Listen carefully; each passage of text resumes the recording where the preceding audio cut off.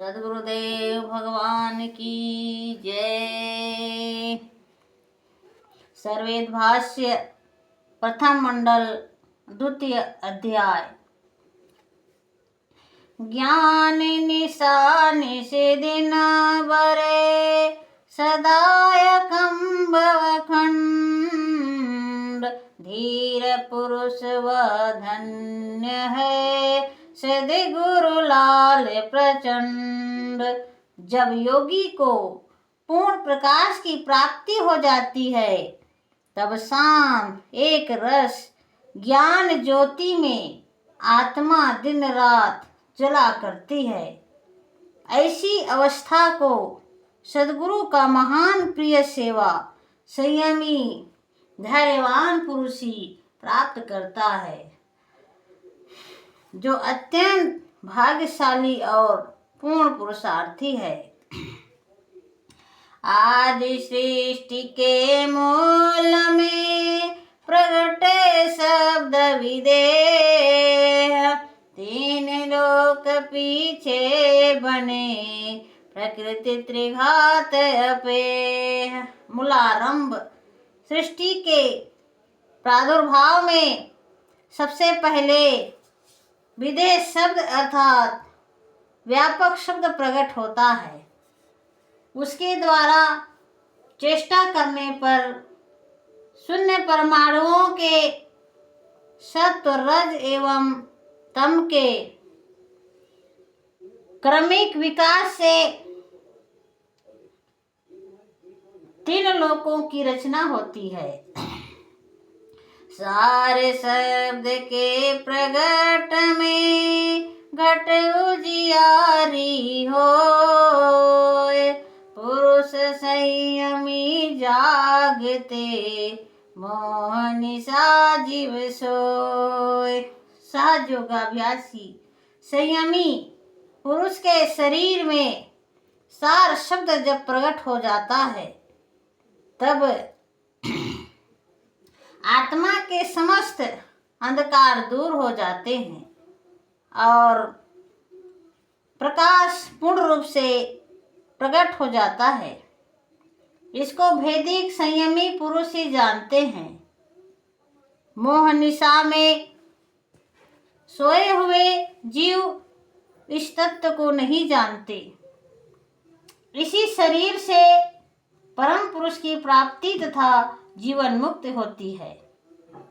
इसलिए इस पद में घट उजियारी कहकर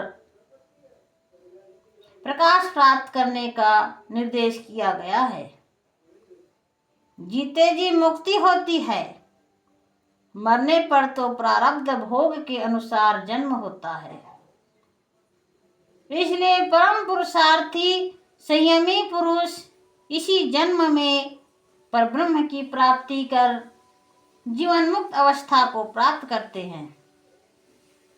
अतः समस्त मानव प्राणी अब भजन करेंगे। इसकी तैयारी में समय नष्ट न कर इस अमूल्य सांसा को प्रभु की उपासना में लगाकर सार्थक करें। जाहि निशा जीव जागते ताहि निशा मुनि हो सोय। जामे जागहि संयमी तामे जग जीव सोय। जिस माया मोह अंधकार की रात्रि में संसारी जीव जाग कर उसमें रत रहते हैं, उस संसार माया की रात्रि में मन बुद्धि तथा प्राण को अंतर्मुख कर मुनिजन सो जाते हैं। इसी प्रकार व्यतिक्रम रूप से जिस अनुभव भोग विवेक की प्रकाशमान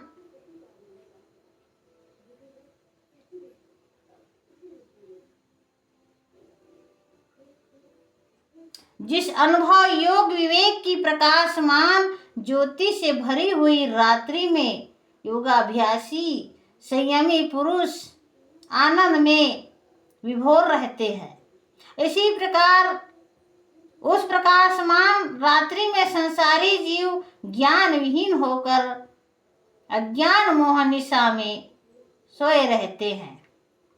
जिस निशा में संसारी जीव जागते हैं, उस निशा में मुनिजन सोते हैं। एवं जिस अंतर्मुख हुए संयमी पुरुष जागते हैं, उस रात्रि में संसारी जीव ज्ञान विहीन हो सो जाते हैं। अज्ञानी जग में जगे, अध्यात्म संयमी जाग, दोनों गमन विलोम है, सत्य संयमी लाग। अज्ञानी जीव संसार में जागते हैं और संयमी पुरुष अध्यात्म, आत्म उत्थान और ब्रह्म प्राप्ति के लिए जागते हैं। दोनों मार्ग एक से भिन्न उल्टा है। इसलिए संयमी पुरुष संसार को छोड़कर सत्य पर ब्रह्म की प्राप्ति के लिए प्रबुद्ध होकर निशिदिन जागते अर्थात प्रयत्न करते हैं। अंतर परम रहस्य से दूरबीन गमलाव, परम पुरुष छवि देखिए अकथय अनुपम भाव। अंतर आकाश में गोपनीय भेद युक्ति रूपी दूरबीन लगाकर अनुभव गमन दृष्टि से परम पुरुष की अनुपम अकथनीय शोभा को देखिए। बिना अंतरकाश की दिव्य दृष्टि हुए चेतन अनुभव पर ब्रह्म की प्राप्ति नहीं होती। मन सा मनन मनाय मन, संत मौन व्रत धार, वाणी संयम उलट कर सन्निकर्ष स्वर पार। मन से समस्त विषयों को समूल नष्ट कर मन के निर्विषय शांत होने पर संत जन मौन व्रत धारण करते हैं। जब तक मन का विषय तरंगे उठा करती है, तब तक वाणी से नहीं बोलना मौन नहीं कहला सकता। मौन व्रत तो तब होता है जब मन के अंदर कोई विषय ना आवे और संत मनसी होकर अपने मन को अपने वश में कर लेवें। ऐसे मौन व्रतधारी संत संयम द्वारा वाणी को अंतर्मुख कर परा, पश्यंती, मध्यमा और बैखरी इन चारों वाणियों के पार सदगुरु केंद्र में उसके समीप ही सर्वाधार सार शुद्ध की प्राप्ति करते हैं। सर्वेद की परिभाषा में मन को इंद्रियों से रोककर अंतर्मुख लय और शांत कर देने पर मौन होता है। योगाभ्यास में अंतर्मुख स्थिति होने पर जब योगी अमन हो जाता है, तब आपे आप वाणी मन की शक्ति बाह्य क्रिया को बंद कर अपने मूलाधार में स्थित रहती है। यही मौन का वास्तविक स्वरूप है। केवल वाणी से नहीं बोलना मौन नहीं है। यह मौन योग के आंतरिक साधन द्वारा ही प्राप्त होता है, स्वतंत्र मनमुखी साधन से नहीं। आप शब्द के बीच में अन्य वस्तु नहीं आए, ऊर्ध प्रवाही भजन है, उत्कर्ष जीव पाए। प्रकृति देह संघात के संबंध से रहित हो जाने पर आत्मा अपने स्वरूप में आ जाती है। उस काल में आत्मा और सार शब्द परम पुरुष के बीच में दूसरी कोई वस्तु नहीं आती, अर्थात आत्मा के सामने केवल पर ब्रह्म सत्पुरुष ही चेतन दृष्टि में प्रत्यक्ष दिखता है और आत्मा का चेतन प्रवाह ऊर्ध्व को बहने लगता है। जीवन के महान विकास की इसी अवस्था को भजन कहते हैं। द्रोणाचल के चढ़त में थकत सांस भर आए, कठिन परिश्रम चढ़ गया त्यों साधक चढ़ पाए। द्रोणगिरि पर्वत पर चढ़ने से थक जाने के कारण श्वास भरी हुई आती थी, क्योंकि थकावट में चलने पर श्वास का वेग बढ़ जाता है। परंतु मैं कठिन परिश्रम करके द्रोणगिरि पर चढ़ गया। इसी प्रकार कठिन परिश्रम करके मन और पवन की गति में दृढ़ स्थिर होकर पुरुषार्थी साधक अपने लक्ष्य को प्राप्त कर चढ़ जाता है। ग्रंथकार सदगुरु सदाफल जी महाराज जी सम्मत 1992 विक्रमी में प्रयाग से हिमालय यात्रा में द्रोणगिरि पर्वत पर गए थे, जिसकी चर्चा आपने इस दोहे में की है। नहीं हम हैं न हमारे है, मिट दुख में संसार, दोष शोक से रहित है, भक्ति अमल तत्वसार। जब आत्मा से प्रकृति और देह संघात के समस्त कर्म वासना मोह और ममत्व का संबंध छूट जाता है, तब सारे दोष दुर्गुणों के अभाव हो जाने पर मोह शोक विपदा एवं दुखमय संसार छूट जाता है और सर्व दोष रहित शुद्ध भक्ति चेतन प्रकाश का प्रादुर्भाव होता है।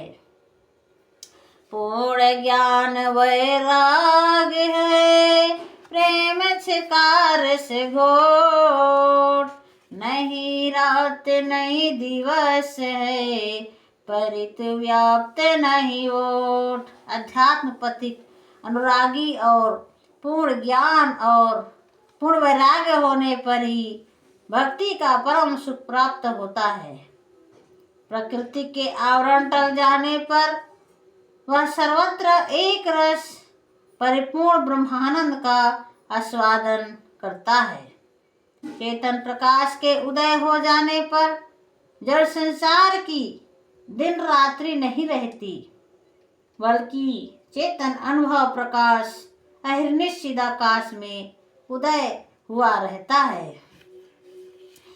स्थिर बाज आकाश में आपन सावज खोज, मरमी स्थिर धाम में सारे शब्द तत् खोज। जैसे आकाश में स्थिर होकर बाज पक्षी अपने शिकार पक्षी को खोजता है, उसी प्रकार भेदिक संत सदगुरु लक्ष्य स्थिर धाम चिदाकाश में परम तत्व सार शब्द को खोजते हैं। मननशील वितराग है संत हिमालय वास, झरना शीतल वायु जल बल समृद्धि तत्भास।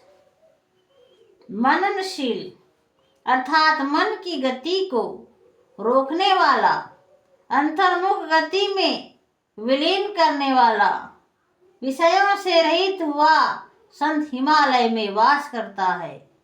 योगियों के लिए हिमालय वास से प्राकृतिक सारे तत्व शुद्ध रूप में प्राप्त होते हैं एवं एकांत निर्विघ्न स्थान होने से सरलता से योगाभ्यास में पवित्र आनंद की प्राप्ति होती है। झरना का शीतल जल और हिमालय की शुद्ध वायु से प्रकृति के तत्वों का पूर्ण विकास होता है एवं देह प्राण एवं शरीर के अवयवों में शक्ति प्राप्त होती है।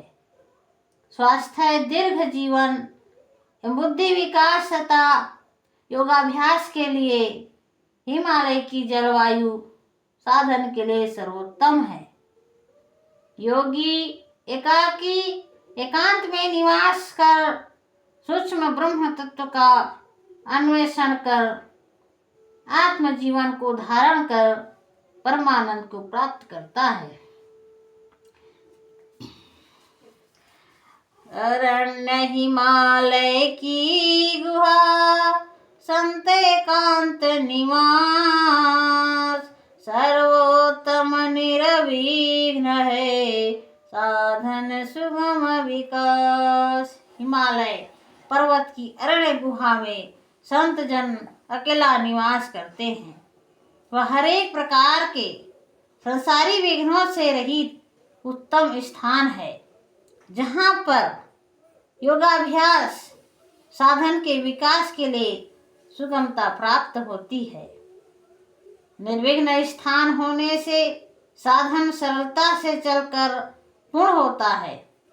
योगियों, तपस्वियों और वितरागी पुरुषों के लिए एकांत अमृत है, परंतु रागी, भोगी एवं संसारी विषयासक्त पुरुषों के लिए एकांत स्थान विस्तुल्य है। संसारी पुरुषों के लिए एकांत में भजन करना सदैव वर्जित है। संसारी पुरुषों का एकांत निवास उनके अधःपतन का एक कारण है। इसलिए योगी पुरुष जो वितरागी है, हिमालय या अरण्य की कंदराओं में निवास करके अपने तपस्वी जीवन से अमृत लाभ प्राप्त करे। मम सद् गुरु आदेश है, देह त्यागु अभिमान, झूलो सदा सुख सिंधु में अंतर अनुभव ज्ञान। मुझे सद्गुरु का आदेश है कि सारे देह संघात का अभिमान त्याग कर आनंद सागर शब्दाधार चेतन डोरी पकड़कर सदा झूलते रहो, तब अंतर अनुभव तत्व का ज्ञान प्राप्त होगा। जब तक देहाभिमान योगी से नहीं छूटता है, तब तक वास्तविक सुख शांति की प्राप्ति नहीं होती। इसलिए देह ममत्व के छूट जाने पर अंतर अनुभव में चेतन सुख सागर का धार प्राप्त होता है और उसी में योगी तल्लीन हो ब्रह्मानंद सोमरस को पान करता है। यही इस दोहे का स्पष्ट अर्थ है, जिसे नित्यनाद सद्गुरु ने ग्रंथ रचयिता सद्गुरुदेव को उपदेश किया है। सद्गुरुदेव भगवान की जय।